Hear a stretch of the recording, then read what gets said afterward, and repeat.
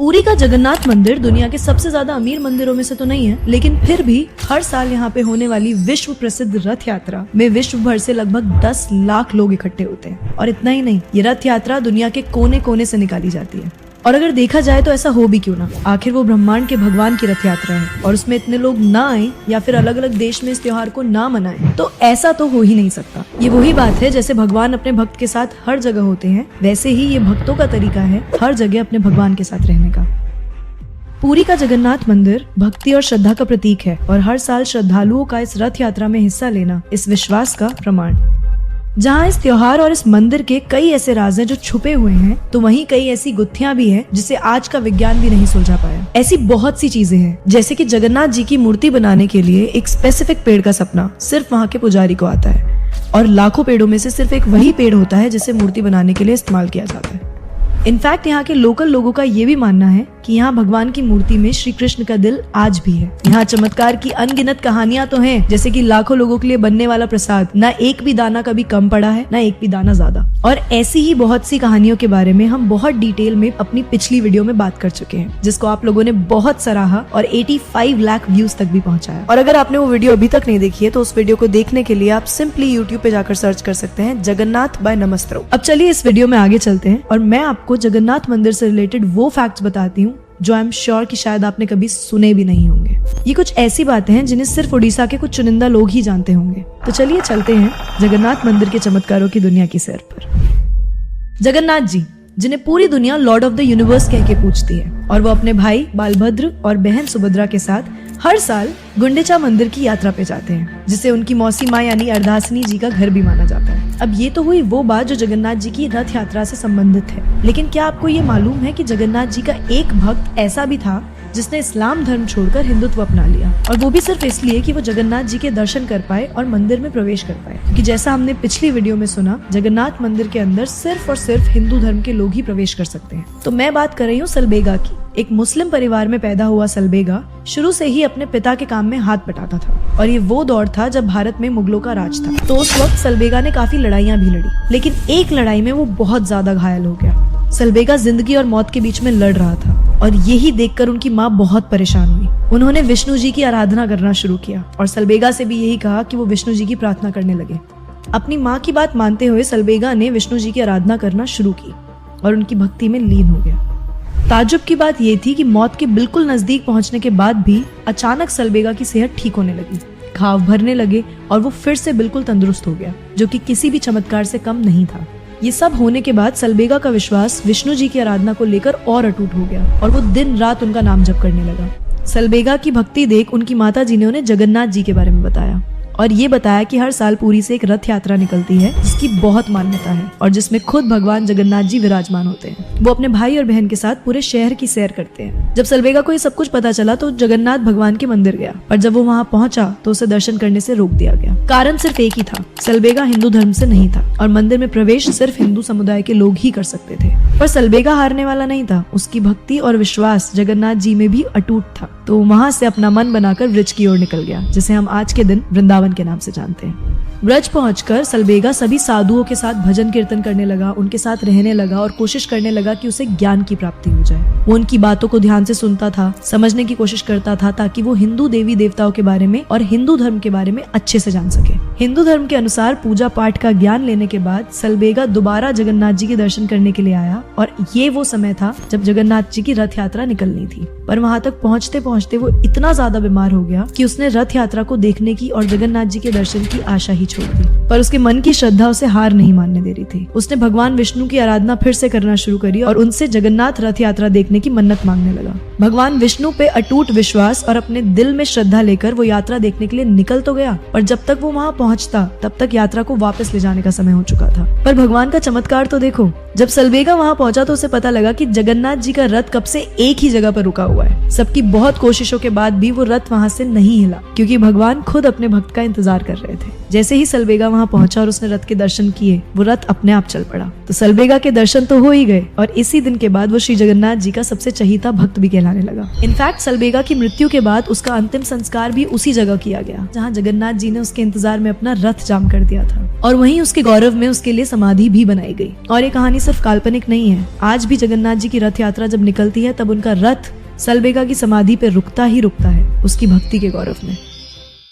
अब जहाँ रीत ही ऐसी चली आई है शुरू से कि हिंदुओं के अलावा कोई मंदिर में प्रवेश नहीं कर सकता, वहीं ये कहानी एकदम इसके ऑपोजिट है, क्योंकि ये कहानी दर्शाती है कि भगवान के लिए सिर्फ एक भक्त की श्रद्धा और उसका अटूट विश्वास ही मायने रखता है, फिर चाहे वो किसी भी समुदाय से संबंध रखता हो। मतलब आप खुद सोचिए कि दुनिया भर में जहाँ भक्त खुद जाते हैं अपने भगवान के दर्शन करने के लिए, वहीं इसके विपरीत पुरी में भगवान खुद अपने भक्त के दर्शन के लिए रुकते हैं। अब आगे बढ़ते हैं। सलबेगा की कहानी की तरह ही एक और कहानी है जिसके बारे में बहुत ही कम लोगों को पता है। दुनिया भर में जिस तरह से अलग अलग देशों में जगन्नाथ रथ यात्राओं की संख्या बढ़ती जा रही है, वहीं पे जगन्नाथ जी के भक्तों का विश्वास भी बढ़ता जा रहा है। और इस बात से तो भक्तों को फर्क ही नहीं पड़ता कि वो पोलैंड से हैं या फिर इंग्लैंड से, क्योंकि डीप डाउन तो वो भी जानते हैं कि ब्रह्मांड के रचयिता के लिए तो सब उनके अपने ही हैं। आज के वक्त में बहुत से लोग जानते हैं कि जगन्नाथ रथ यात्रा क्या है और इसका महत्व क्या है, पर क्या आप ये जानते हैं कि जगन्नाथ रथ यात्रा का पागलपन इस दुनिया भर के शहरों में फैला कैसे? तो बात है 1968 की, जब हरे कृष्णा मूवमेंट चला, जिसकी नींव दुनिया भर के शहरों में स्वामी प्रभुपाद जी ने रखी थी, जिन्हें दुनिया के हर कोने में कृष्ण जी का ज्ञान बांटने का श्रेय भी दिया जाता है। हरे कृष्णा मूवमेंट विदेशों में एक क्रांति की तरह छिड़ गया और लोग ये समझने लगे कि वो नाम जप से मोक्ष की प्राप्ति कर सकते हैं। और यही वजह बनी कि वक्त दर वक्त भक्तों की संख्या के साथ त्योहार को मनाने वाले शहरों की संख्या भी बढ़ने लगी। अब इसमें एक बहुत रोचक बात है जो हमें अगले फैक्ट पे लेकर आती है। वो बात जुड़ी है रथ यात्रा के निर्माण कार्य से। अब ये तो हमें मालूम ही है कि सिर्फ एक ही पेड़ को चुना जाता है भगवान की मूर्ति बनाने के लिए, और वो पेड़ कौन सा है उसका सपना मंदिर के पुजारी को ही आता है। लेकिन क्या आपको पता है जो लोग भगवान का रथ बनाते हैं वो भी पीढ़ी दर पीढ़ी इसी काम में लगे रहते हैं और उन्हें विश्वकर्मा सेवक कहा जाता है। रथ के अलग अलग हिस्सों का काम इन सेवकों के ग्रुप्स में बांट दिया जाता है और ऐसे ही अलग अलग ग्रुप्स को निजोगा कहते हैं। अब हर कार्य के हिसाब से इन समुदायों के विशेष नाम भी होते हैं, जैसे कि बड़ेही महाराणा। इस ग्रुप में कुशल बड़ेही लोग होते हैं जो पूरे रथ को तराशने का काम करते हैं।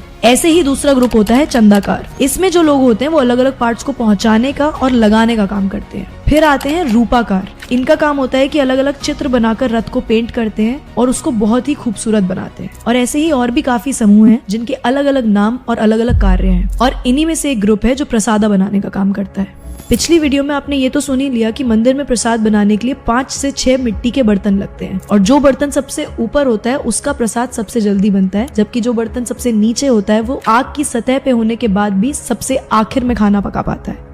ये कहानी तो हम सबने सुन ली, पर क्या हमने कभी करामा खिचड़ी के बारे में सुना है? तो चलिए आज सुनते हैं।